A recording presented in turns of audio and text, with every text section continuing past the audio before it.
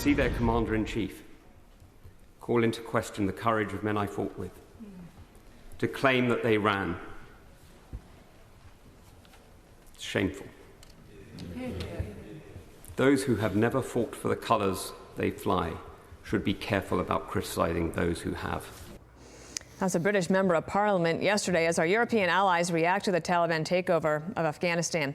Joining us now is former State Department spokesperson Morgan Ortagus. That was quite remarkable because the Europeans for a long time, of course, we all know how they felt about President Trump and didn't like his words, etc., but they never questioned his courage or his resolve, Morgan. Yeah, and the Germans said yesterday, Dana, that this was, I'm paraphrasing, but they basically said this is the worst catastrophe that NATO has ever seen since its founding. It doesn't get more tough than that. On the topic of women in Afghanistan, and their future is in doubt. Let's be frank about it. There are women who they've been living for 20 years under a whole different system, and now in an instant it goes back to where it was. Now here's Joe Biden on that ABC interview.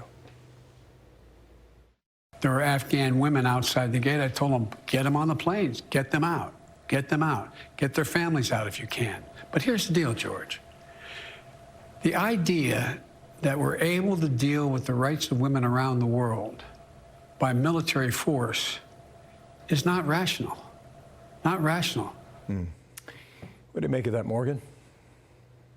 Well, his last sentence is just a red herring, right? He's talking about an existential theoretical debate about how you bring greater rights to women around the world, which is an interesting conversation to have.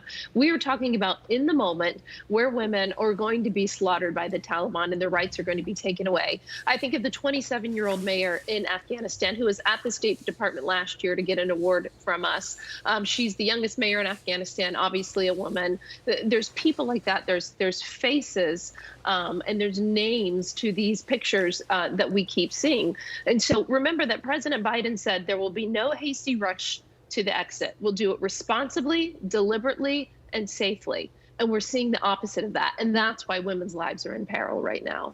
I mean, you're seeing women throw their babies over the fence, according to the BBC. I can't think of anything more horrific. We've seen some of that video where they lead them to the concertina wire to be handed over the wall there. Go ahead, Dan. One of the big issues right now is the withdrawal, the way it was handled to not get the civilians, the Americans out first before the military got out. Now the military going back in.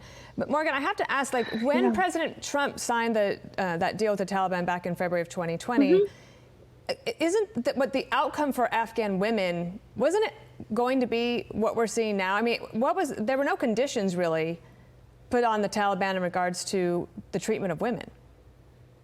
Well, actually, what we said in the deal is that after the agreements were signed, both with the Taliban and the government of Afghanistan, remember Secretary Esper went to Kabul to sign an agreement with the government of Afghanistan the same weekend, the same day that Mike Pompeo went to Doha to sign with the Taliban. And the next step was intra-Afghan negotiations. When everyone had to be at the table, this is what we were trying to get to before the administration ended, to have the government of Afghanistan, the Taliban, women, human rights, civil society, people who work in that space, all at the table negotiating the future.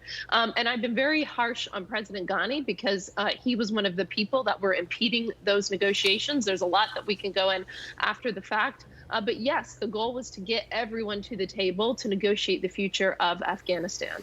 Just on that point, was it wishful thinking that you could get that Afghan government to negotiate with the Taliban and do it successfully? Probably, but that was the goal. I mean, what was the other option? As President Trump and President Biden have said, were we supposed to stay there for another 20 years? Now, we could have kept a residual CT force, but even if we kept a residual CT force, which me and many others would have hoped for, that is not solving, that's solving the al-Qaeda issue that we're looking at to make sure that al-Qaeda didn't reconstitute and attack Americans. That's not solving the greater political issues. That's just solving a terrorism issue. Right, which is an important one and one of the most critical ones. Morgan Ortagus, thank you so much. Thank you. Hi, everyone. I'm Brian Kilmeade. I want you to do me a favor. I want you to click to subscribe to the Fox News YouTube page. This is the only way that I know for sure that you're not going to miss any great commentary, any great news bites, any great interviews coming your way on Fox. You can get it all here on YouTube. So subscribe right now.